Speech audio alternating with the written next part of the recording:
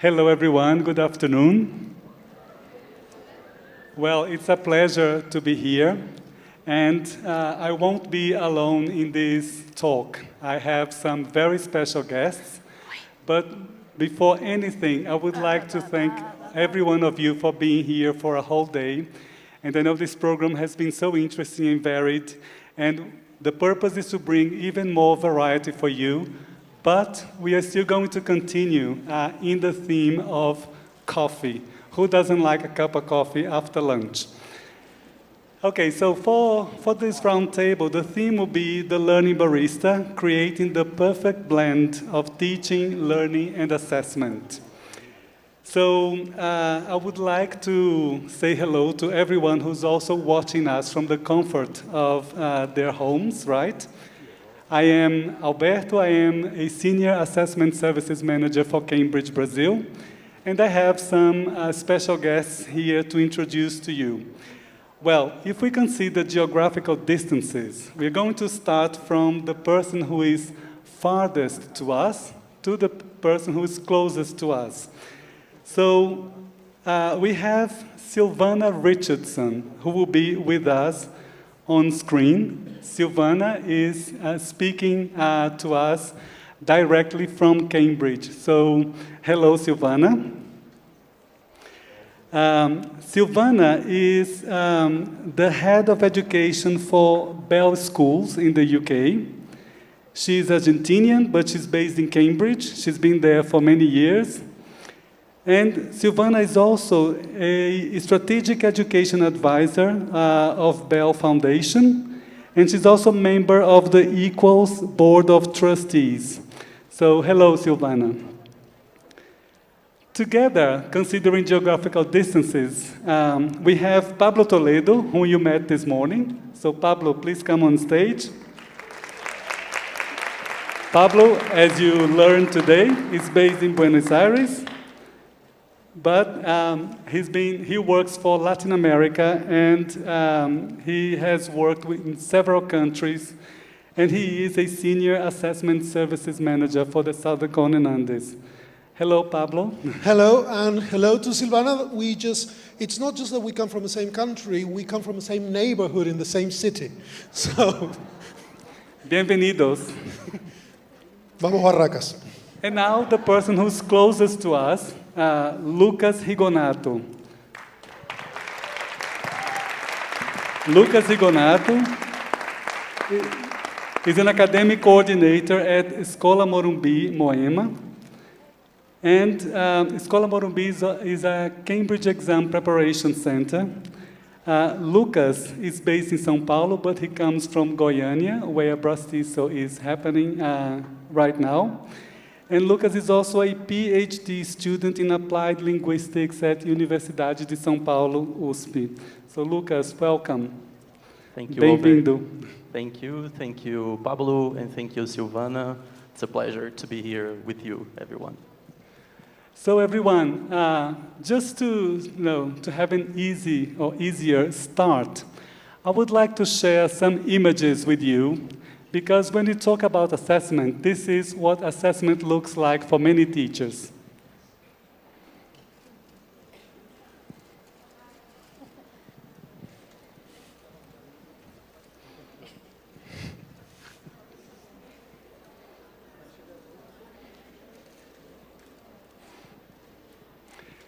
I'm sure many teachers a few weeks ago were in this situation, marking a lot of exams, right? But what I love about those images is the fact that O Teacher is one of my favorite cartoons ever. Who follows O Teacher? Who checks it every Saturday? Who comments on the O Teacher cartoons? Yeah, they are my favorite. And you actually have the characters now in stickers. They are in your bag, right? So for many of us, this is one view that we have of assessment. But assessment is a huge universe, and there is much more to it. So I have here another image to show you, just to kick off. Do you remember this image from this morning? So I would like to kick off by asking Pablo to recap on a point that you brought up this morning, using the analogy of coffee. So Pablo, no coffee, no milk, only latte. Where does learning end and where does assessment begin? Well, the whole point of that image is where does the coffee end and the milk begin in our lattes. So if we think of learning from a more constructivist perspective, then we think of learning essentially as a conversation and as a process of getting feedback, getting a more knowledgeable other, Vygotsky would tell us, to basically guide us on the process. And basically that is what distinguishes learning something from simply repeating. The way a child learns to walk. A child basically starts moving, they look at ways of standing up, they fall over. If the only thing that happened was standing up the same way and waiting to fall over again, we would be doing that until the last day of our lives, never getting off the ground. What makes that learning is that we do a level of evaluation, of assessment of what happened. So I fell over. Where did I fall over? Which way? What did I do that made me fall over? Okay, I will try that. Oh, I fell over too. I will. So this is the way in which we make progress without thinking of an element of assessment of a situation, of reflection on what we are doing. Without a reflective action, there is no possible learning. In the case of teaching learning of a more structured situation, then what a learner needs from an instructor, well, instructor is an awful word, from a facilitator of learning, is basically, well, a plan, guidance, and that guidance, much of it comes in the form of giving feedback, giving an assessment of things. So that assessment is part of the learning process, happens all the time. Without it, learning cannot, it is difficult for learning to happen without that at some level. So the distinction, as I was saying earlier today, we didn't give up, but we have a very different perspective on what teaching and learning mean, or how they are different now than we did a few years ago. When I was a teacher trainee in Argentina, one of the subjects that I had in my course of studies in the 1990s, some time ago, had an awful name. It was called Conducción del Aprendizaje, so the leading of learning, you guide the learning, you conduct it or you direct it. The direction of learning might be a good translation. And that is a very old-fashioned, that is a very old way of thinking of how it happens. Today we would think of learning as something that happens as a dialogue, something that is built together. In the words of Diane Larsen Freeman, we cannot make somebody learn. We cannot learn for our students. We can present them with things that can help them learn. And feedback giving, assessment, the idea of looking at evidence from what our learners do so that we can prompt them in good direction, so that we can give them the feedback that they need, is the job. Mm-hmm. It is the job description or much of the job description of what a facilitator of learning does in part of that process. In that sense, there is no milk, there is no coffee, there is no teaching, there is no assessment. Teaching is assessing. You can do it in a way where it's just assessment. And then, no. If it's just about putting a stamp and a letter and some numbers, and that's all that happens, well, yeah, but that's a limited understanding of what assessment can do. So that is the sense in which I say just latte. Mm-hmm. There is learning happening, and that includes an aspect of teaching, directing, presenting ideas, guiding in a way, to a certain extent. And that also includes feedback giving, assessing what is going on, and then guiding my interventions as a facilitator, guiding them from that input. Mm-hmm. In that sense, no milk, no coffee. Mm-hmm. I see. I think what you are saying is that learning and assessment walk hand in hand, right? It's difficult to see each separately. And I think that From what you say, integrating the two together effectively will lead to a virtuous cycle, right? Absolutely. I would like to invite Silvana to share some thoughts here. Silvana, with this in mind, I'd like to ask you, can you give examples of assessment practices that will lead to this effective integration? I am aware, for example, that you have talked about visible learning, among many other things. So we'd love to hear from you. Sure, thank you. So let's start logically from the beginning of the learning journey. So the first step and the first type of assessment would be what we usually call initial assessment. And then what we try to do is to establish a profile of each of the learners in my class. And this is what allows me to make the very first decisions at the start of the learning journey. So depending on the context where I work, depending on the course type that I teach, depending on the age of my students, this can take many different forms. So for example, if we're thinking of young learners, children who are new to our school, this could be having a chat with the parents if I have the time, if the group is not too big, about previous language learning experiences, about language and literacy practices at home. There are some parents who know English and are happy to use that English with their children, teach them songs, read them books in English, and all that is already an important part of what the children bring into the lesson. So they're not by all means blank slates, and it's important to gather this information.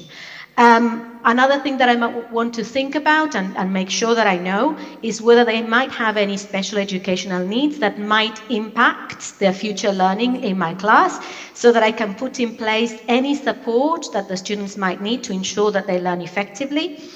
I might get the learners in the first few days to perform a task or a series of tasks. So this can be, for example, to involve them in play or a short interaction based on, I don't know, pictures or a series of games or activities from an age-appropriate app that I can observe and notice what is going on, what is it that they know, what is it that they need to learn, what is it that they understand fully or partially, and all that.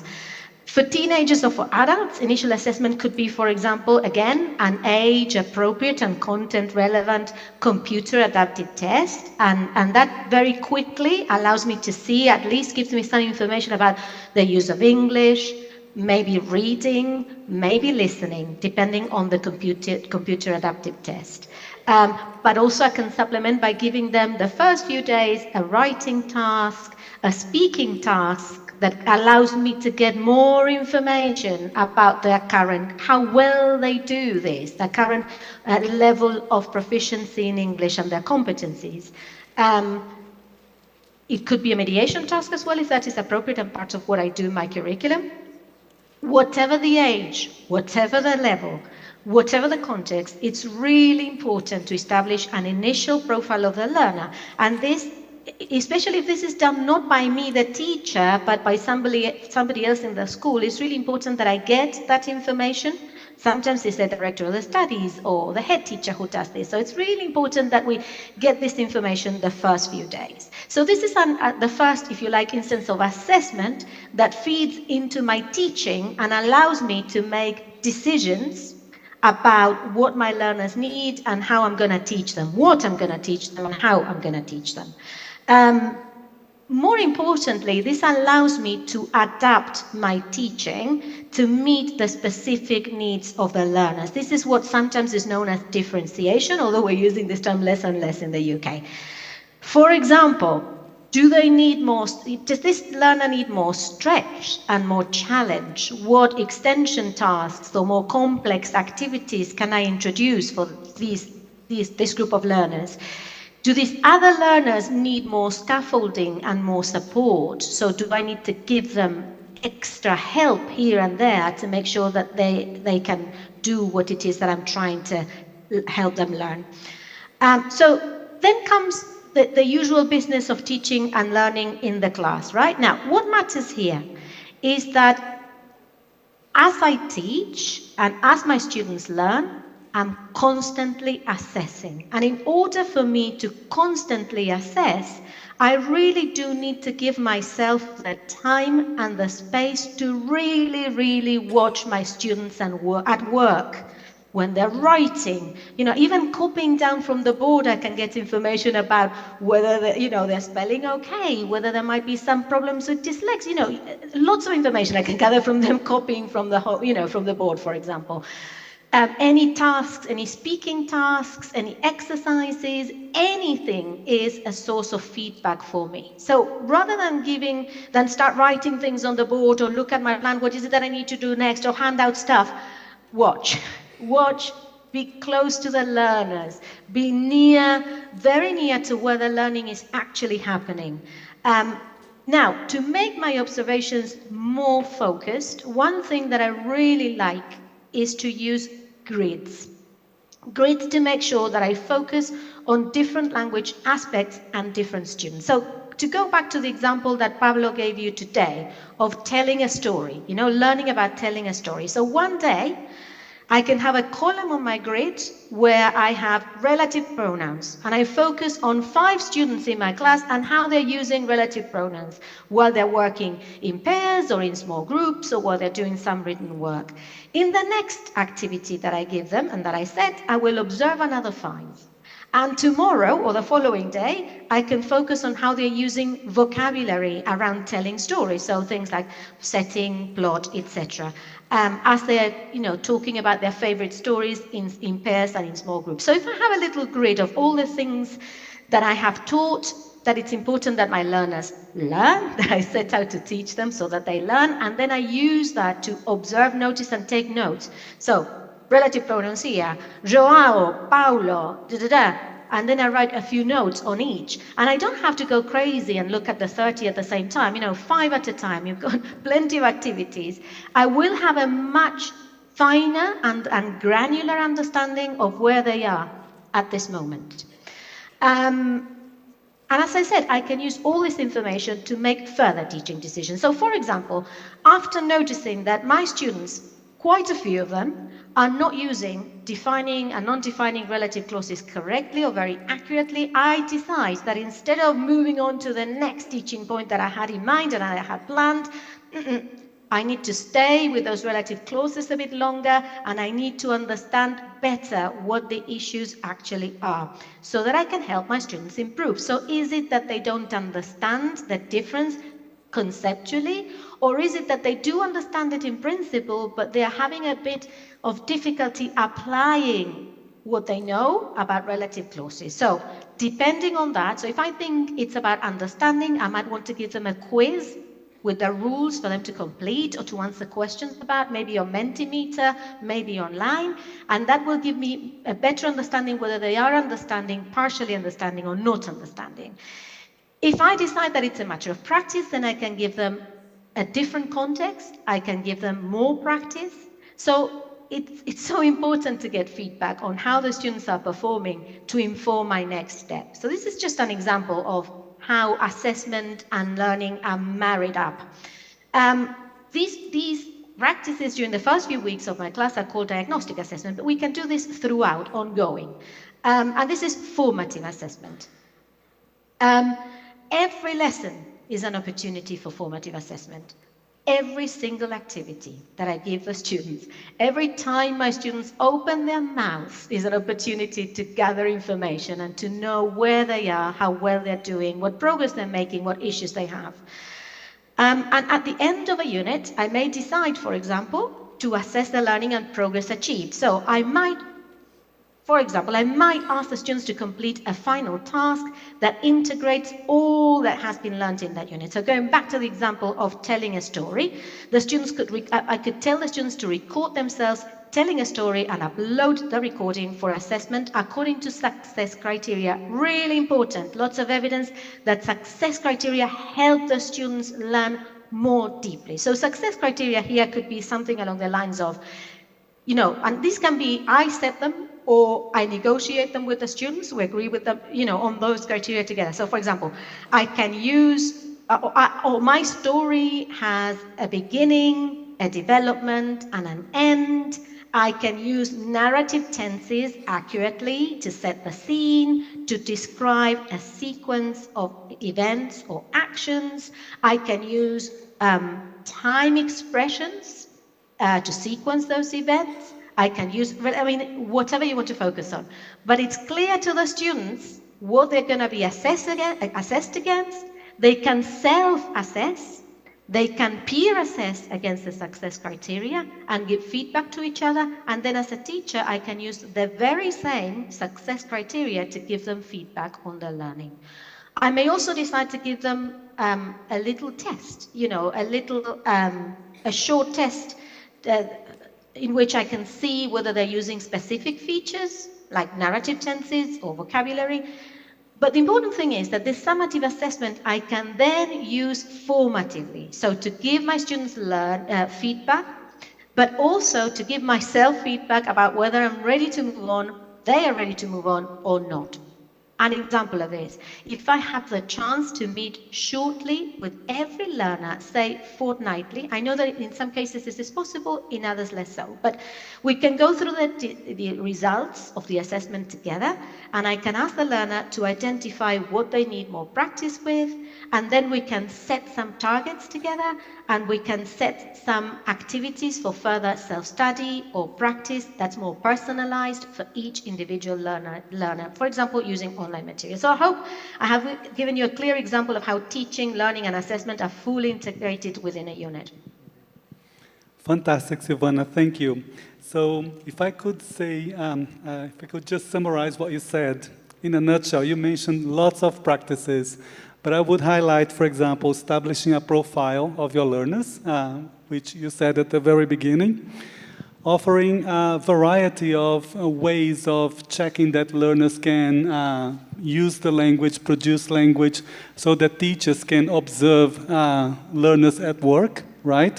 And also making sure that you give students the opportunity for maybe seeing in concrete terms how well they're doing or how well their peers are doing through a range of practices that you mentioned. Well, we have here with us Lucas Rigonato. Lucas works in a school in São Paulo. And Lucas, can you tell us a bit about what you do at Escola Morumbi and how you have supported teachers with assessment? Sure. At Escola Morumbi Moema, I serve as the academic coordinator for the English department. So we are a dozen teachers, and I speak to the teachers a lot about autonomy. We understand that autonomy is not a place that we get, but it's the attitude that we have. And while our students are learning, we're also learning, right? We have a lot of demands when we are in the classroom. Assessment and teaching is one of them. We have admin. We have the student who has lost a tooth for some reason in that lesson. And I agree with Silvana when she says that having your toolbox set in front of you before you start anything makes the whole difference, right? So understanding that you have as a teacher, we have as a teacher, several tools. And for this specific moment, maybe a quick test will do what I need. Maybe a conversation about tests with students will do the job. At Escola Morumbi, I talk to the teachers about understanding that autonomy, that feeling that we want to have as teachers that I can do this. You know, I'm not an imposter. I'm a teacher. I have gone through education. I'm continuously learning and understanding that much like it is important for students, the sense of achievement, you know, like, oh, I did this, I could do that. For teachers as well, we tend to forget that our job never comes back fruitless. Everything we do, the things that we say, the effort that we make to helping learners achieve their full potential will get them there. Maybe I have chosen, because I'm still learning, and I'll always be learning as a teacher, a tool that was not the best for this moment, but that is also learning for me. You know, I did that quick test with students, and the results were, I don't know if you're like that, but I leave the classroom like, oh my dog, I'm the most awful teacher ever. But that's not the case. You know, even when the activity does not go or the assessment does not go as planned, students are learning. We all have been surprised by students who come to us and tell us that they have learned something, or they present something, not tell us, they show us that they have learned something from an activity, a moment, or even a mistake that we have made, you know?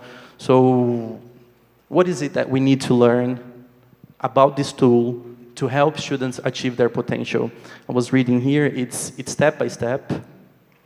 We want to think that we do big things and every day is big, but every small thing counts, you know. If it's a grid, this grid may not be on any word processor, Excel, it may be something that you do on your notebook, but dealing with data, with information, which is another word for data, is extremely important. So I talk to teachers about understanding that what we don't know is as important as what we know. So admit it, you need to learn about the letter soup. What is it that I'm doing now? Is it assessment for learning, as learning, of learning? What is it that I need to learn to help my students progress?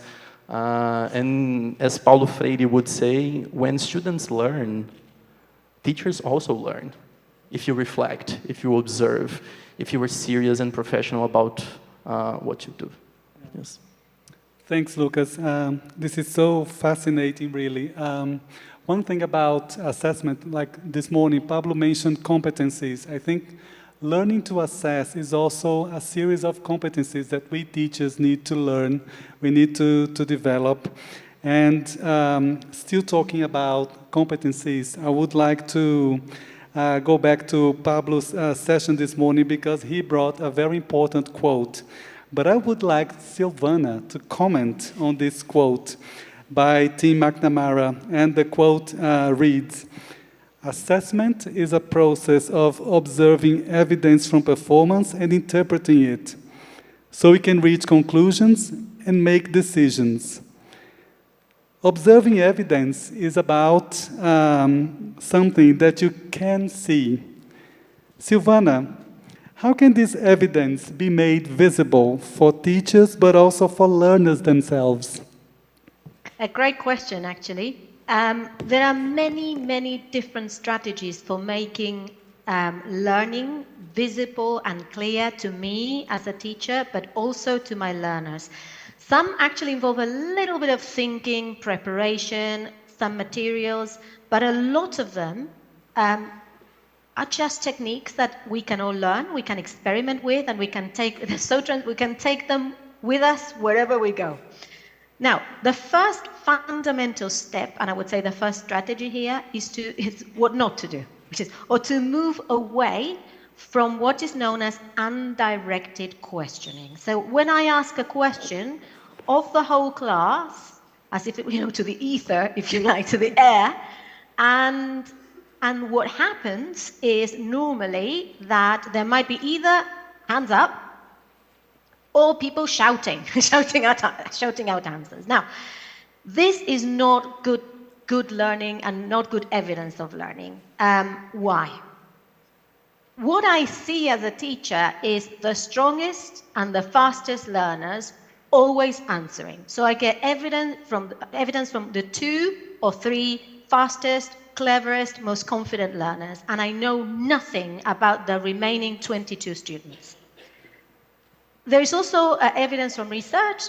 Professor Dylan Williams says that the more confident students who answer the questions improve more and more because they get feedback, they get the confidence, and those who are shy get worse and worse. So this is a matter of equality, and disadvantaging those that need to learn the most and need my support the most. And sometimes, as teachers, we don't want to put the shy learners on the spot, but we're not doing them any favors, because in life, there are situations like, later on, an exam at university, a job interview, where you will be put on the spot, and it's really important that one is able to answer. So preparation for life involves lovingly, supportively, positively and constructively to put our students on the spot.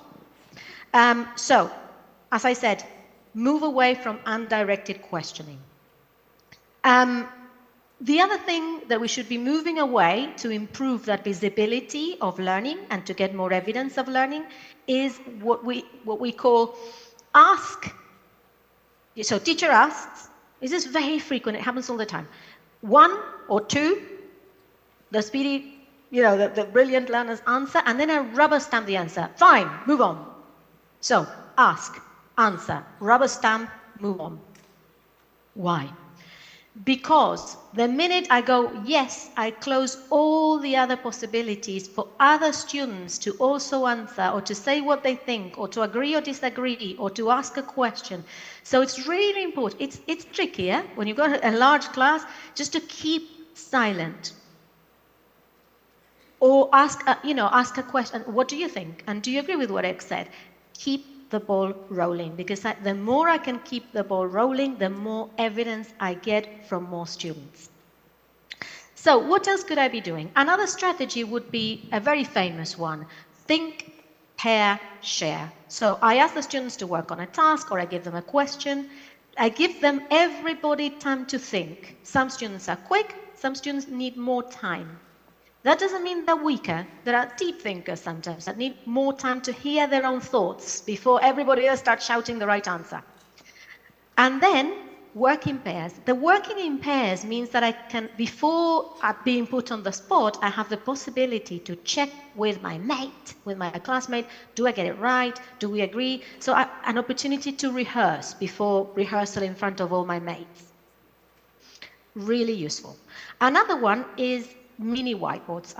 Maybe some of you use them, maybe more of you use them. There are different ways, and according to the resources that your school has, you can actually purchase mini whiteboards, little versions of a whiteboard, or you can produce your own version. So here's one I made earlier. This is, oops, can you see it? Ooh, tricky. This is basically a laminated, I was thinking about showing, there it is. A laminated piece of, an A4 piece of laminated paper. I have here a board marker, a board marker in my pack, and I've got a wipe. And basically I dish these out, I hand them out to the students, and I ask a question. And rather than I ask an undirected question and I get a hand up or I get a vocal student answering, every single learner answers the question and takes the time to answer the question. I'm not going to use it all the time. I'm going to use it for the really important questions, the ones that I really want to know that what everybody's thinking. And then I go, 3, 2, 1, show me the answer. So rather than have one answer from one student, I've got 25 answers, and I can look at them very quickly. They can look at their answers quickly as well. And then I can pick 1 or 2 or 3 learners who have produced interesting answers, and I can get them to have a conversation. So why did you write that? Pedro, Paolo, why did you write that? Do you agree with me? Why? So we start interesting conversations about that. Another, actually, the kind of no-cost version of that is to just, the students write their answers on a notebook, on their own notebooks, in big, ideally with a felt tip pen or a marker, in big handwriting, and they show each other what they have written. Easy. The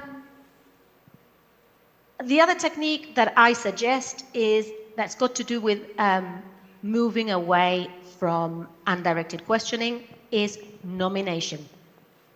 So I'm not going to let the strong learners to answer all the questions. I'm going to decide who answers the question. And actually, even better than I deciding, and again, this is research, random nomination. Because sometimes as teachers, we tend to choose a few. Sometimes we're tired and we want a strong student to, or, so random nomination. So I don't even decide. So how can I randomly nominate? This is a kind of the low cost or no cost version. I don't know if you can see it. There you are. You can see a jar with my students' names on pieces of cards. So why is this useful? Because I can actually pass the jar around and get the students to nominate the next one. But every time a student, it's random because I have no idea who I'm asking.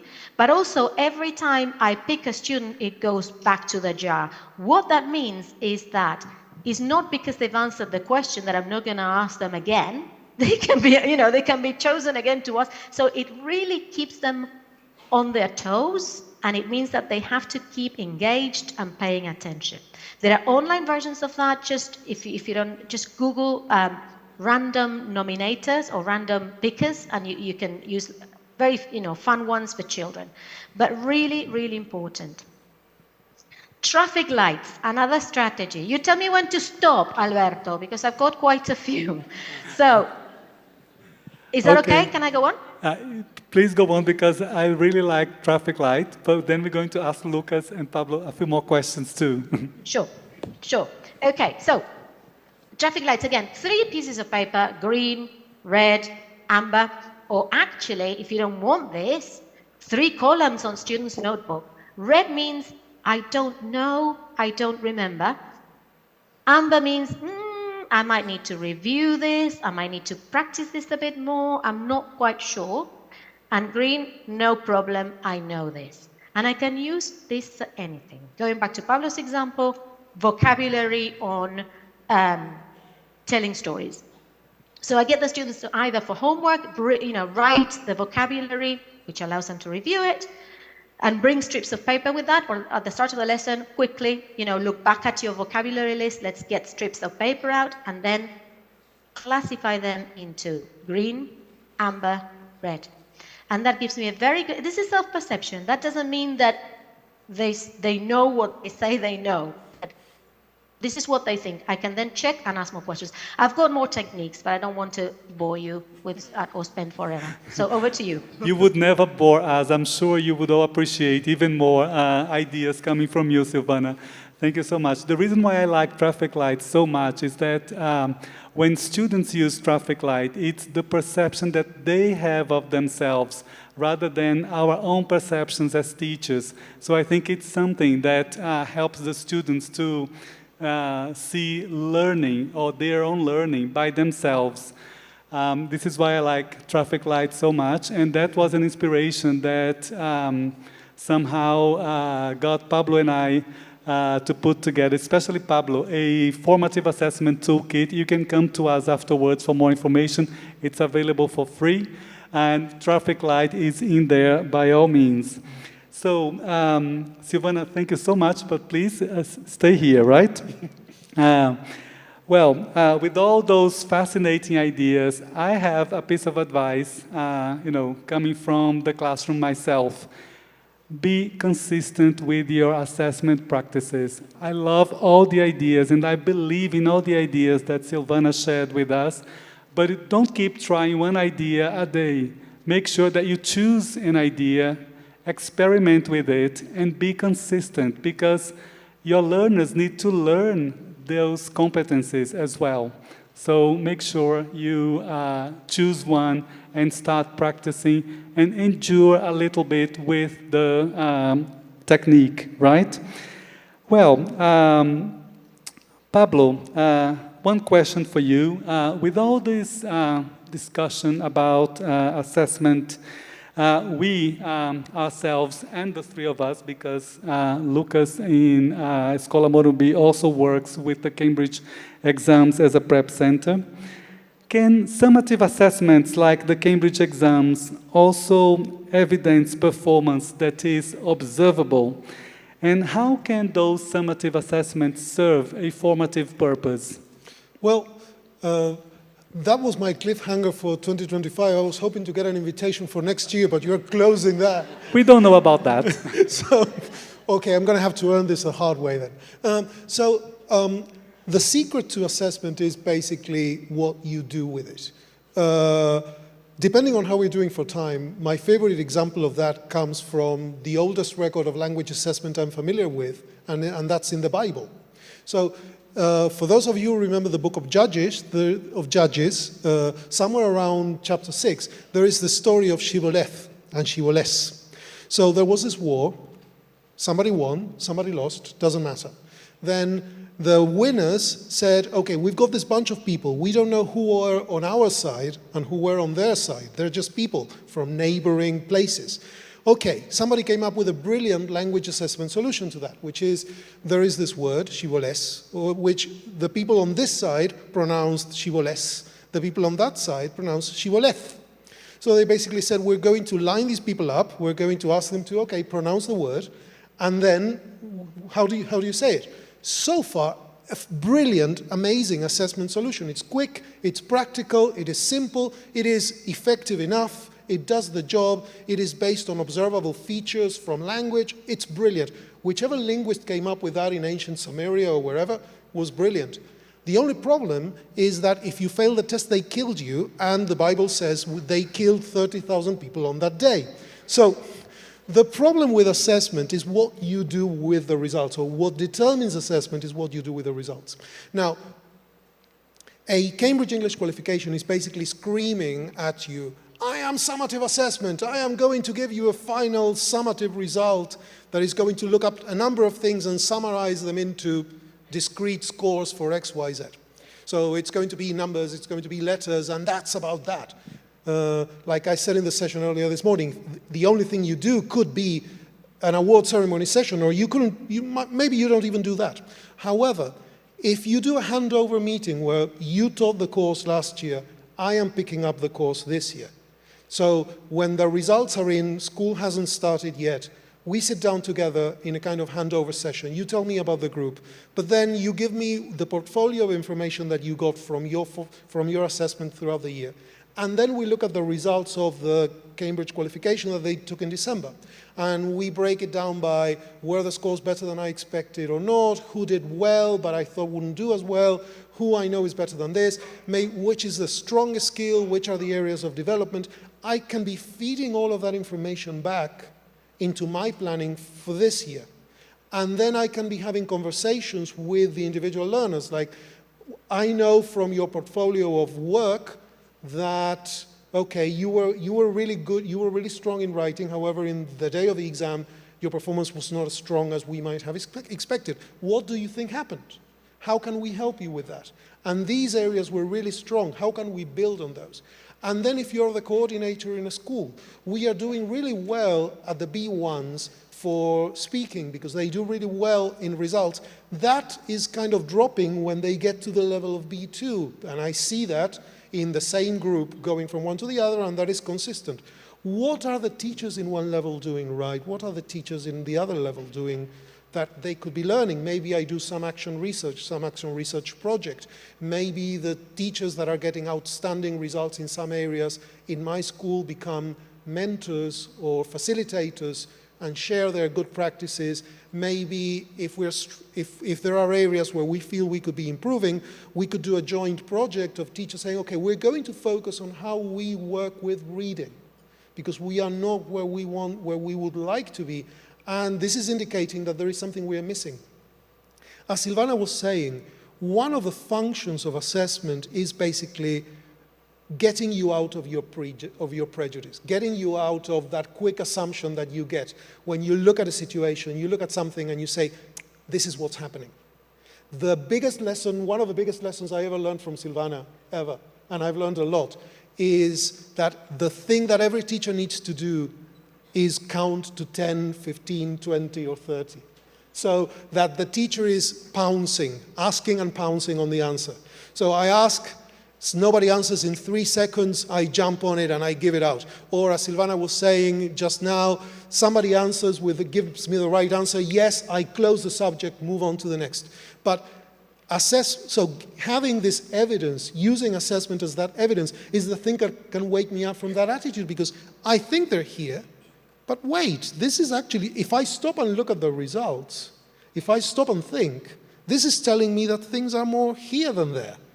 So maybe I got that wrong. So it's about helping us be better observant. Assessment is a lot of practices. Assessment is a competence, and a competence is a set of actions, a set of behaviors, but it's also an attitude. And having that observant attitude of always being awake and observant of every shred of evidence, from the smallest classroom interaction to the biggest formal assessment outcome, is the thing that is going to improve, is the thing that is going to drive to better learning, and me becoming a more reflective teacher, an improving teacher myself. Thanks, Pablo. And assessment generates data, and data literacy is one of the competencies that we need to develop as teachers in order to work better with assessment and especially interpret data from summative assessment so that it can serve a formative purpose. Well, let's talk to a teacher here. I have one more question for you, Lucas. Lucas, what evidence have you been able to observe at Escola Morumbi as a result of the assessment practices formative or summative, that you have implemented in the school? When I say you, I mean you, your fellow colleagues, the students in your school, etc. Well, I don't know about you, but in experience, we tend to think of summative assessment as final. You get that result and that's it. It's the end of your life or maybe the beginning. But what we try to do is to challenge that idea that summative assessment is final. So we usually encourage teachers to use the results of summative tests to reflect on those, but also to include students, the learners, in that observation, in that reflection. So why not, before you hand out the results of tests to students, because they are really eager to know how they have performed, before that moment we invite students to have another chance at the test, but this time in a different way. Maybe this time you will do it being able to consult your notes. Maybe this time we'll be able to do with a peer, and that's what we usually do. So they go again through the test, they discuss their answers, they have a chance to interact, but what's your answer here? Why? And when they come to a consensus and they have gone through the whole test again, then they get the results. Then they get to know how they have performed. And then this way, instead of being something that someone has awarded them, so this is an institution, it's your teacher that has given you this stamp on your forehead, brilliant, not so brilliant, it's something that they can recognize. It's something that they have built. You know, if they have not given the right answer, if they have failed at some point, they will know why they have failed, why they have not given the right answer. But I would say this is just an example, and what we see in students is, for me, the biggest result, because, you know, changing your ways, even if it's for better, sometimes it's not easy. I mean, most times it's not easy, you know. If you decide, no, I'm going to exercise, I'm going to eat healthy every day, is that easy? Is that something that you go, ooh, it's easy to exercise every day? It's not for me. So if you're encouraging teachers, and learners to change their ways, at first it might not seem fun, it might not seem like we're going somewhere, but I've learned from, I like to joke that I've learned from Instagram wisdom that more important than the speed is the direction, you know, which is the attitude. So at Escola Morumbi Moema, we see a change in the attitude of students. Instead of seeing the test as something finite, something that will give them a final result, they are encouraged to, after the test, rethinking it, you know. And this change in attitude, the way I see it, shows or depicts a change, this shift in paradigm, which is everything, you know. When paradigms change, the results are monumental. And sometimes we don't see it at first, because it hurts, because you go to the gym and you go, oh, I've gone to the gym to feel better, but I feel like all sore and stuff. But you understand that soreness, that small pain that you're feeling will have better results in your life. And again, I say that both for students, for learners who are going through their process, but teachers as well, because we're learners.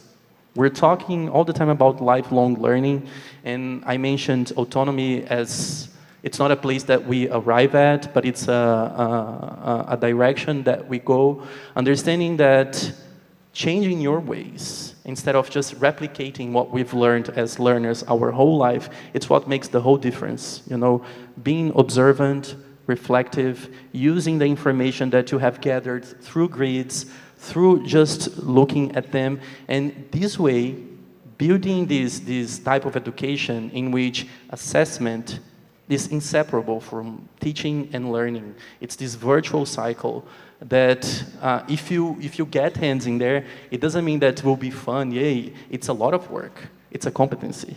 You have to put in the effort. You have to put in the work so that at some point you feel, well, I can do this. I can, you know, I don't have to be like struggling, striving all the time. I can thrive at some points as well. This is the main change that I see happening at Escola Morumbi Moema. That's very interesting, Lucas, because we see here a change of attitude, but most of all, It's like a habit and a culture that you end up implementing, right? You start building a culture of assessment, which I think is something that is very important for us to bear in mind as a result of this discussion. Well, Lucas, thank you so much for your contribution. I think it's nice for all of us to hear from someone in the neighborhood. So Lucas is the Brazilian teacher in the Brazilian school, implementing a number of assessment practices. We have a specialist here, Pablo Toledo, who talked to you this morning and shared lots of knowledge and experience in the area of assessment. And we have Silvana, who's also a specialist. And I have a question for you. Would you like one more idea from Silvana? Yes or no? Okay, so Silvana, can you share one more of your great ideas with us in Brazil? Sorry, I can't hear you very well. So what is the question? Can you share one more of your ideas with us in Brazil? Yep. The people have spoken idea, yeah? and they want it. The people have spoken. Okay, another one then. This is really easy actually, and it is yes, no cards. Let me show you? Yeah. Okay, so this is, you can have one for each learner. So it's green on one side, red on another one. And again, this is about when you ask, for example, true, false exercises or something like that. So rather than ask one student at a time and get feedback from one student, you ask a question. You know, for example, going back to the example of Pablo's telling a story. So, to make a story more engaging, interesting, and dramatic, I use simple past. Yes, green, red, no. So all the learners decide, and you're likely to see some greens and some reds. So you say, X, why did you pick green? And they talk. Why did you pick red? So we have a conversation, and then I give the answer that no, it's actually a simple present. Because it's so this, you have the no resource activity, basically option, which is thumb up or thumb down. As simple as that. And you could use it as a statement. You could ask a question that the answer to which is yes or no. You can also have ABC cards for multiple choice. And the last one would be exit tickets. You may know exit tickets. Basically, it's at the end of a lesson to ask a couple of statements, like, for example, one thing I've learned that I didn't know this morning is, one question that I have, one thing I need more practice with. These are just examples, and we ask the students to complete that. Again, you can do this with sticky notes, with normal paper. You can do it on Padlet. They can be anonymized, but at the end of that exit ticket activity, you've got everybody's ideas about what their own perception, again, their own self-assessment of what it is that they understood, need to understand, etc. Silvana, thank you very, very much. I have an exit ticket for you. Can you think of one thing that you learned as a result of this discussion we just had? So think about it, make a note to self, and then you can also share with your partners during the coffee break, okay? Silvana, it was an honor to have you again with us. Thank you ever so much for sharing. Thank you for having me. Yeah. Thank you very much for sharing the ideas. Pablo, once again, thank you very much. Everyone, claps for Silvana, please. Thank you, Silvana.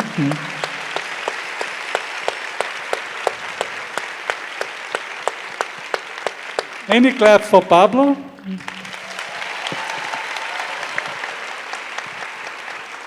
Most important of all, the teacher in the neighborhood. Lucas, thank you so much. I hope you have enjoyed this session. So I'm going to invite Rebecca. To Alberto as well. To me, Alberto. thank you.